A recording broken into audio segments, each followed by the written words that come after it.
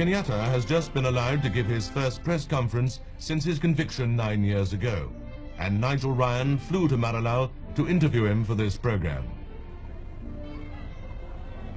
Mr. Kenyatta, some people here are afraid that your release from custody would be a signal for more tribal violence in Kenya. That is not so.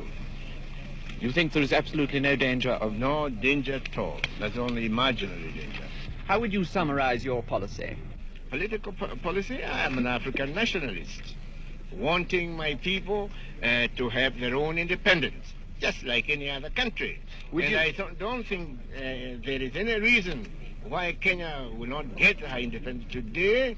Look at Tanganyika, look at Somaliland, look at Sudan just next door. I don't think these territories are more advanced than Kenya. I do not think so.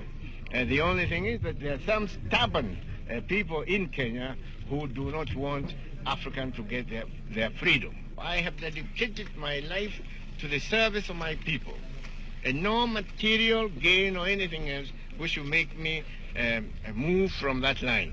That is, I'll continue to fight for the freedom of my people as long as I live.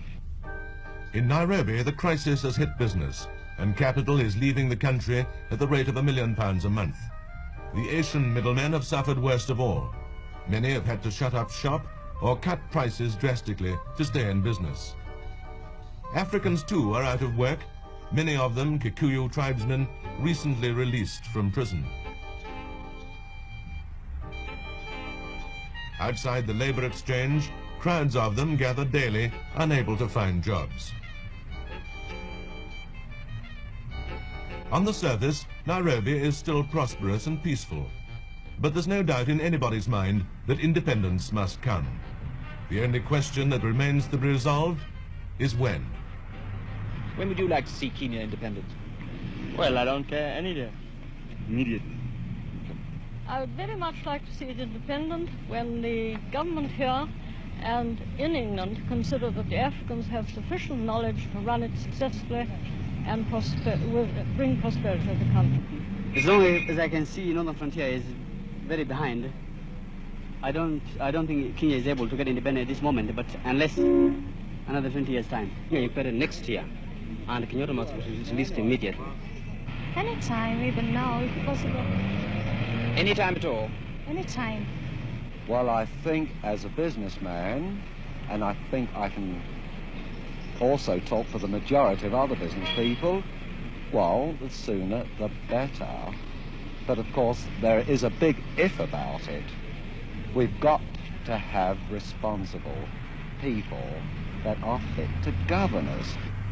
For the moment, the crisis seems to have eased, but among the white settlers in Nairobi and the surrounding countryside, the memory still remains of the 95 Europeans and hundreds of Africans who were hacked to death in the days of Mau Mau violence. If Europeans stay on, will there be more violence? If they leave, will there be another Congo? At both ends of the scale, views are strong, feelings run high. Can there be a compromise, or must there be a collision? The answer to this depends, I think, on two factors. Will the Africans pause for a moment in the race for independence to realize that in their own best interest they must make it attractive for Europeans to stay on? And for their part, are the Europeans ready in their heart of hearts to accept that Kenya is not a county of the British Isles, but part of a rapidly evolving Africa?